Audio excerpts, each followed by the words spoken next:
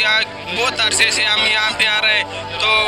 पाकिस्तान के हर कोने से यहाँ पे लोग आ रहे हैं। ये मेले के लिए बहुत लोग खुश होते हैं, जैसे कोई ईद कोई और सकाफत हो, ये मेला भी कुछ ऐसा ही है जिस तरह के पूरी पाकिस्तान के कोने कोने से आवाम खुश होती है।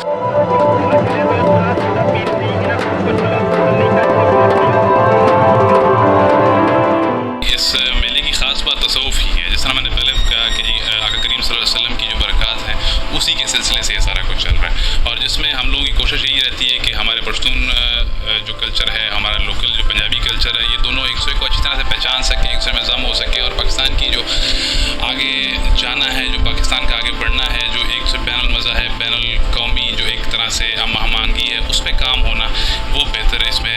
इस पर ज़्यादा गौर किया जाता है कि हम लोग ये दोनों ट्राइब्स नहीं बल्कि दोनों कौमें जो हैं, एक तरह से लैंग्वेजेस दोनों जो हैं, ये दोनों एक दूसरे को पहचान सकें, एक दूसरे की मोहब्बत हासिल कर सकें और अपने मुल्क के आगे जाने में